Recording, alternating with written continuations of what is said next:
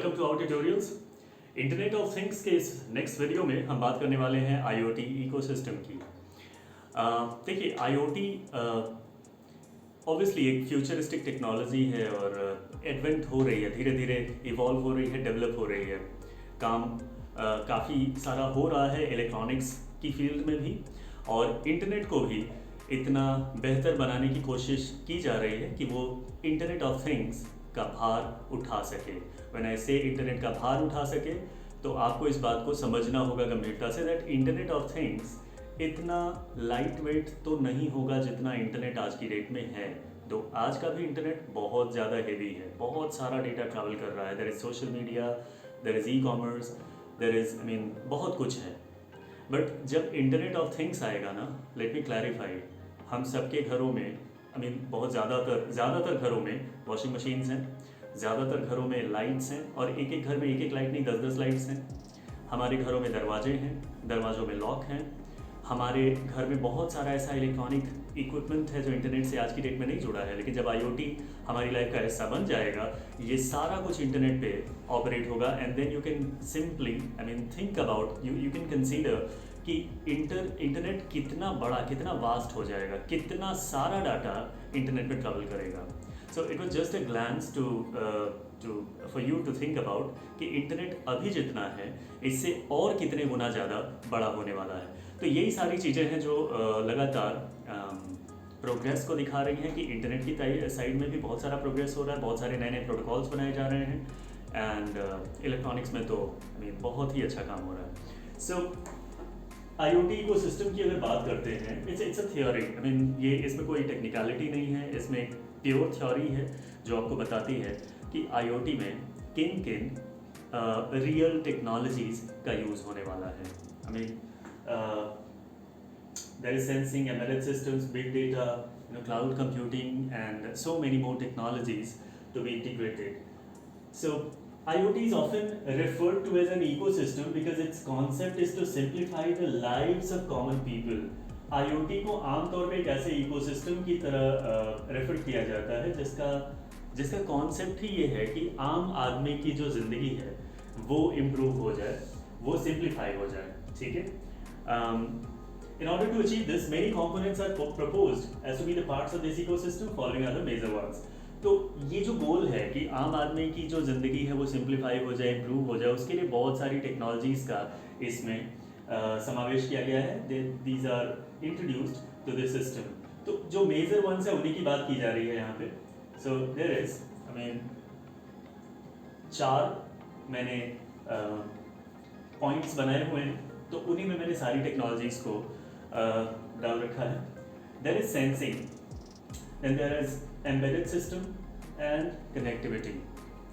Sensing कोई बहुत बड़ी चीज़ नहीं है, क्योंकि सेंसर्स पे हमने ऑलरेडी एक वीडियो कर रखी है और आपको पता चल चुका है दैट सेंसर्स एक्चुअली क्या होते हैं।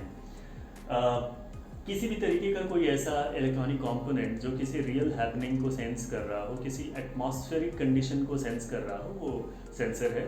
और सेंस करने की ये जो प्रक्रिया है, that the sensor got the information कि कितना टेम्परेचर है, कितना ह्यूमिडिटी है, किस मिनरल का क्या लेवल है, तो ये सारी चीज़ों को सेंस कर लेना is sensing. Then there is embedded system, ये बहुत इंपॉर्टेंट है। एम्बेडेड सिस्टम्स क्या होते हैं? सी, एम्बेडेड सिस्टम्स ये थोड़ा डिफरेंट टर्म है। स्पेशली जो लोग इलेक्ट्रॉनिक्स की नॉलेज रखते हैं या जिनको थोड़ा सा भी इलेक्ट्रॉनिक्स का सेंस होता है ना, फ्रॉम द अर्ली स्कूलिंग 10+1 10+2 में काफ़ी इलेक्ट्रॉनिक्स पढ़ाई जाती है, तो जिनको उस चीज़ का सेंस है वो एम्बेडेड सिस्टम को समझ रहे होंगे। But those who are not understanding the term embedded system, let me dissect this. तो देखो होता क्या है, ये मेरा मानना है कि अगर किसी टर्म की डेफिनेशन आपको समझ ना आ रही हो या कोई टर्म आपको समझ ना आ रहा हो, उस टर्म को तोड़ो, उस टर्म को ब्रेक करो, देखो उस टर्म के अंदर और कौन कौन से टर्म जुड़े हुए हैं। तो यहाँ जो टर्म है आपके सामने वो है embedded system. Embedded system, embedded word जो है वो 2 चीज़ों से मिलके बना है। There is bed and there is E M. E M is being added here like a prefix to a word. किसी शब्द के पहले जब लगा देते हैं तो उसे प्रीफिक्स कहते हैं ना, हिंदी में उपसर्ग कहते हैं, तो that is what is E am here. Bed हम सब जानते हैं, बिस्तर। एम्बेड, तो देखो इंग्लिश में दो प्रीफिक्सेस ऐसे हैं ना जो किसी नाउन के साथ जब जुड़ते हैं, ऑब्वियसली प्रीफिक्स से तो पहले ही जुड़ेगा, किसी नाउन के साथ जब जुड़ते हैं तो वो उस नाउन को वर्ब बना देते हैं। For example, you know the word circle, गोला, encircle, E N, not E M, it's just E N. E N जब जोड़ देते हो इसके साथ तो ये एन सर्कल हो जाता है, जिसका मतलब होता है गोला बनाना। सिमिलरली लाइटन या लाइट, उसके साथ जब ई एन लगाते हो तो एन लाइटन या एन लाइट बन जाता है, प्रकाशित करना, राइट। सिमिलरली बेड, बेड यानी बिस्तर, बेड के साथ ई एम लगा देते हो तो इसका मतलब होता है बिस्तर के अंदर जाने की प्रक्रिया, एम्बेडिंग, राइट, बिस्तर के अंदर जाना। इनफैक्ट एम्बेडिंग का इलेक्ट्रॉनिक्स में क्या मतलब है कि आप एक सर्किट बना रहे हो, उस सर्किट के अंदर एक और सर्किट आप इंट्रोड्यूस कर रहे हो। तो आप कह सकते हैं कि आपने एक छोटा सर्किट बनाया हुआ है जो किसी बड़े सर्किट का पार्ट बनेगा, राइट। फिर वो जो छोटा सर्किट है हो सकता है उसके अंदर भी बहुत सारे सर्किट्स डले हुए हों। So many circuits fabricated in just one package, ये कहलाता है embedded system. Embedded system technically तो यही था, बट इसका इस्तेमाल अलग अलग वजहों से किया जाता है। If you think of a micro processor, Intel core i3, core i5, core i7, AMD के तमाम प्रोसेसर्स हैं, राइजन प्रोसेसर्स हैं। जब इन प्रोसेसर चिप्स की बात की जाती है, ये प्रोसेसर चिप्स भी एम्बेडेड सिस्टम के ही एग्जाम्पल हैं, क्योंकि ये एक माइक्रो प्रोसेसर जो hardly 1 inch by 1 inch size का होता है, इसके अंदर millions of different circuits induce किए गए होते हैं। अगर एम्बेडेड टेक्नोलॉजी नहीं होती, एम्बेडेड सिस्टम नहीं होता, तो हम एक सर्किट के अंदर दूसरा सर्किट डाल ही नहीं पाते और इतनी पावरफुल चिप इतनी छोटी साइज में आ ही नहीं सकती थी। Let me take another example. अगर किसी को याद हो वो दौर जब नोकिया के फ़ोन्स आया करते थे, multimedia phones, that golden era of multimedia mobile phones, तो नोकिया 6600, नोकिया 7610, नोकिया 3230, नोकिया 3530, बहुत सारे कमाल के मल्टीमीडिया फ़ोन्स आए हुए थे। उन नोकिया फ़ोन्स के दौर में जो मल्टीमीडिया कार्ड्स हम यूज़ करते थे, उनकी साइज़ क्या होती थी? The cards that we were using at that time were of size I think of 1 inch. 1 inch size के कार्ड होते थे और उनकी कैपेसिटी कितनी होती थी? 128 MB, 256 MB। हार्डली कहीं हमें 1 GB का कार्ड देखने को मिल जाता था, और जब हम कभी 1 GB का कार्ड देखते हमें लगता था हमने क्या देख लिया, राइट। तो 128 MB, 256 MB के वो कार्ड होते थे और उनका साइज़ 1 इंच होता था। आज की डेट में 256 GB के कार्ड्स आ चुके हैं और साइज़ क्या है? 1 सेंटीमीटर से भी छोटा है। So just compare the 1 inch size of a card having capacity of 128 MB to a card which is of 1 centimeter size and having capacity of 256 GB, 512 GB. कितने गुना ज़्यादा बड़ा हो चुका है कैपेसिटी में और कितना छोटा हो चुका है साइज में? It's all because of embedded systems. Alright, so sensing, embedded systems and connectivity. Sensing, embedded systems यानी high level circuitry, VLSI design की सर्किटरी और कनेक्टिविटी, ये तीनों चीज़ें सबसे पहला कंपोनेंट है IoT इकोसिस्टम बिल्डअप करने की तरफ। आपको सेंसर चाहिए होंगे कमाल के, आपको एम्बेडेड सिस्टम चाहिए होगा कमाल का, यानी आपको high performance, high value circuits चाहिए होंगे, एंड कनेक्टिविटी कमाल की चाहिए होगी, क्योंकि लगातार आप अपने डोमेस्टिक अप्लायंसेस को या बहुत ही इनोवेटिव सर्किट्स को इंटरनेट पे ऑपरेट करोगे, तो connectivity should be bang on, right. Next thing is smart devices and environment. हालांकि ये सारी चीज़ें मैंने यहाँ नीचे एक्सप्लेन करी हैं, आप आवर tutorials.in पे जाकर के इनको और डिटेल में देख सकते हो, पढ़ सकते हो और ख़ुद की भी एक आइडियोलॉजी सेट कर सकते हो कि जो हम बात इस वीडियो में कर रहे हैं क्या वही बातें यहाँ पे लिखी हैं या it's something different, and even if it's something different तो फिर उनमें कनेक्ट क्या है, यानी क्या सामंजस्य है, right. Smart devices and environment, cloud computing and big data, दो जो बड़े टर्म हैं वो हैं cloud computing and big data. Smart devices and environment इतना भी डिफिकल्ट नहीं है समझना। स्मार्ट डिवाइसेस यानी ऐसी डिवाइसेस जो स्मार्ट हैं। स्मार्ट कौन सी डिवाइस होती है? वो पर्सन, वो बंदा स्मार्ट है, इसको आप कैसे पहचानते हो? अगर कोई पर्सन स्मार्ट है, इसका मतलब है वो सेल्फ डिसीजंस ले रहा होगा क्विकली, राइट। तो स्मार्ट डिवाइसेस वो डिवाइसेस होती हैं जो खुद से सेंस कर सकती हैं, खुद से कम्युनिकेट कर सकती हैं, खुद से डिसीजन मेकिंग भी कर सकती हैं up to some extent. Not that वो स्पॉन्टेनियसली इंटेलिजेंट है। स्पॉन्टेनियसली इंटेलिजेंट तो कोई डिवाइस नहीं हो सकती, कभी नहीं हो सकती, सिवाय सिवाय इंसान के स्पॉन्टेनियसली इंटेलिजेंट कोई नहीं होता।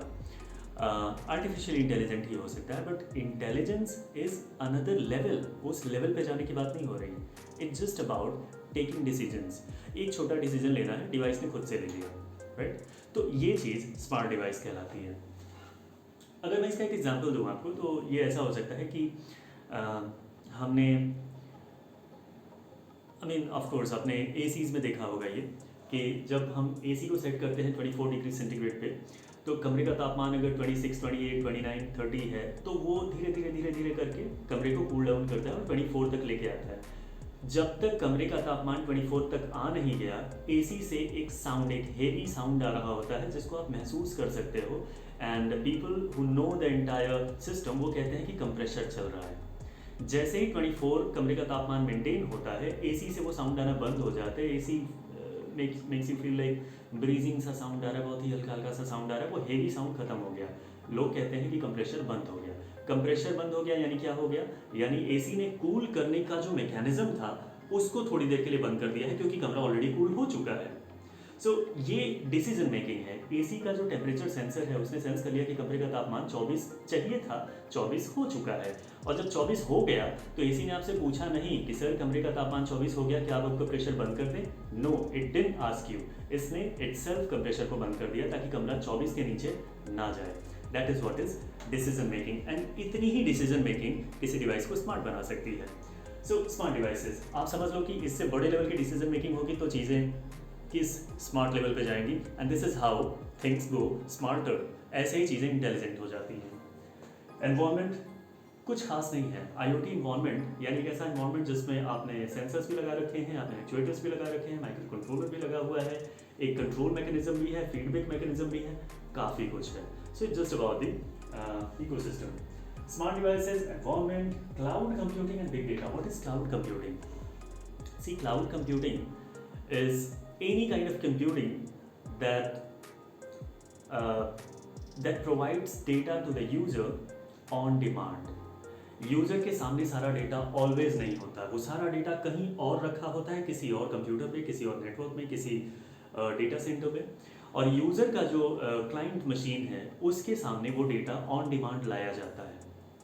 सो कहीं पे भी अगर कोई क्लाइंट सर्वर मैकेनिज्म चल रहा है, यू कैन से कि वहाँ पे क्लाउड कंप्यूटिंग है। इसको जब डिफाइन करते हैं ना, मुझे बड़ी हैरानी होती है। बहुत सारे लोग इसे अलग अलग तरीके से डिफाइन करते हैं। एंड जब भी क्लाउड कंप्यूटिंग की बात आती है, कुछ लोग इस तरह से बात करने लगते हैं जैसे कि वो गूगल ड्राइव ही केवल क्लाउड कंप्यूटिंग है, या माइक्रोसॉफ्ट का वन ड्राइव, या कोई ऐसा स्टोरेज जहाँ पे आप डेटा स्टोर कर सकते हो, वही क्लाउड कंप्यूटिंग है। No, I mean that is an example. Basically cloud computing क्या है? आपके कंप्यूटर में अगर काफ़ी सारा डेटा आपकी हार्ड डिस्क में रखा हुआ है, तो ये लोकली स्टोर्ड डेटा है that you can use any time you want. जब आप चाहो आप अपनी हार्ड डिस्क में रखे हुए गाने प्ले कर सकते हो, वो प्ले होना शुरू हो जाएंगे। लेकिन अगर आपको गाना.com से गाने सुनने हैं, अगर आपको सावन से सुनना है, अगर आपको विंक म्यूजिक से सुनना है, स्पॉटिफाई से सुनना है, then you have to connect to the internet. और वो गाने आपके कंप्यूटर पे या आपके फ़ोन पे प्ले होना शुरू होंगे जो आपके कंप्यूटर या आपके फ़ोन पे है ही नहीं। वो आपने मांगा तो आपके पास आ गए। Similarly when you watch YouTube videos, when you watch Netflix videos, ये वीडियोस आपके फ़ोन, आपके क्लाइंट मशीन पे थे नहीं, ये कहीं और थे, ऑन डिमांड ये आपके सामने आ गए। This is cloud computing. तो when data is not on the client machine, it is somewhere else. तो वो समवेयर एल्स वाली जो बात है ना, कहीं और, तो कहीं और का मतलब कहाँ? कहीं और का मतलब cloud. It's just kind of tricky term to be used. I mean, ये बस एक ट्रिकी टर्म है जिसको इस्तेमाल किया जाता है इस तरीके से कि जो आपके सामने नहीं है वो क्लाउड्स में है, right? So the data that is not on the client machine is in clouds. Cloud computing का बहुत बड़ा रोल होने वाला है आईओटी में, क्योंकि जब भी कोई कंपनी आईओटी अप्लायंसेस बनाएगी तो उस आईओटी अप्लायंस का सारा डेटा वो अपने सर्वर्स पे रखेंगे और यूज़र को एक एप्लीकेशन या वेबसाइट लॉगिन आईडी पासवर्ड के साथ दे देंगे ताकि यूज़र अपने अप्लायंस का डेटा ऑन डिमांड चेक कर सके। जैसे कि अगर मैं चेक करना चाहूँ कि मेरे वॉशिंग मशीन ने लास्ट टाइम कपड़े धुलने में कितना टाइम लगाया था, या पिछले 1 महीने में मैंने वॉशिंग मशीन को कितने घंटों तक ऑपरेट किया है, including all the washing sessions. जब जब मैंने कपड़े धुले हैं तो 1 महीने में टोटल कितने घंटे मैंने वॉशिंग मशीन ऑपरेट किया है, ये सारी रिपोर्टिंग मेरे को कहाँ से मिलेगी। चूंकि वॉशिंग मशीन IoT ऑपरेटेड है, वो सारा डेटा जा रहा है क्लाउड को, यानी किसी सर्वर के पास, वहाँ से मेरे पास आ रहा है। That's why cloud computing is involve. तो IoT में क्लाउड कंप्यूटिंग का बहुत बहुत बड़ा रोल है। And the next term which is big data. Big data क्या चीज़ है? See, data is not any more just data. Data has become big data.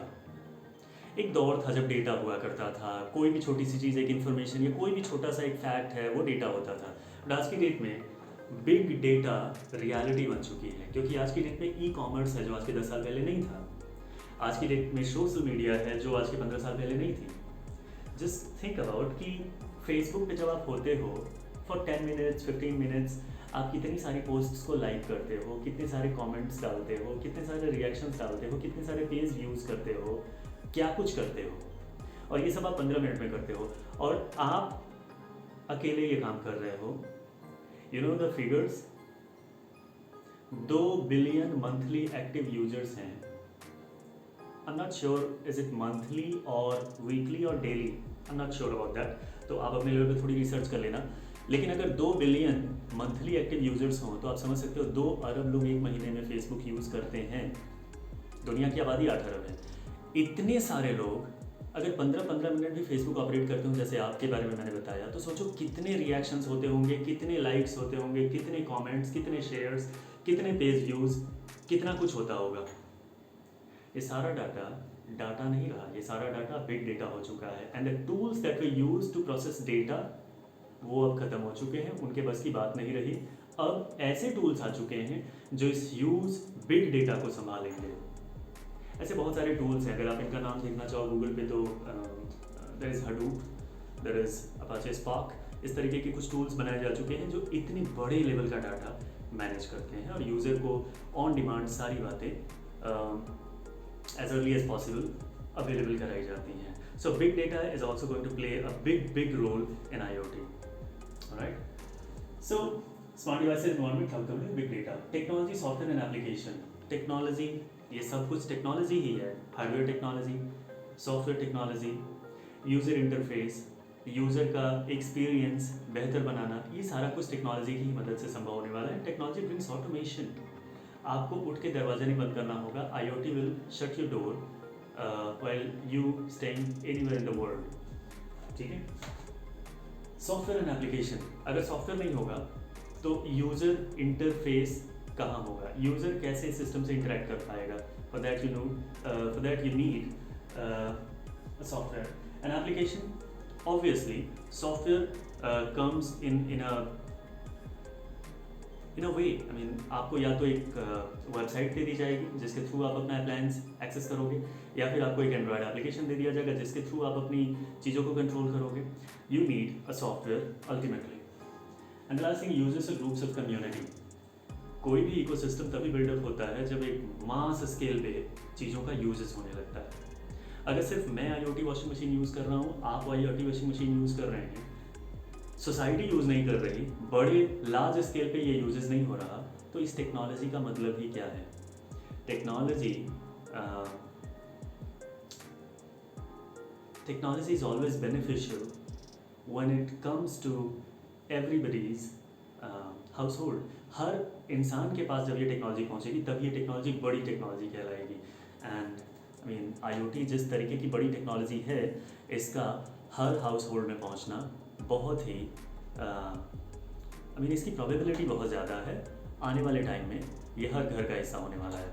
So this was the set of all the components that are required to build an IoT ecosystem. Now, in the next videos, we'll talk about the more intricate topics of IoT. So it's for you. I mean, it's always for you to watch the videos, see the tutorial, and have some thought of your own. आपके दिमाग में आपके खुद के विचार भी होने चाहिए। सिर्फ ऐसा नहीं होना चाहिए कि मैंने बताया आपने सुन लिया या किसी ने बताया आपने सुन लिया। आप अपने दिमाग से भी चीज़ों को प्रोसेस करो और समझने की कोशिश करो। That's the way we understand deep things. Keep watching. Thank you.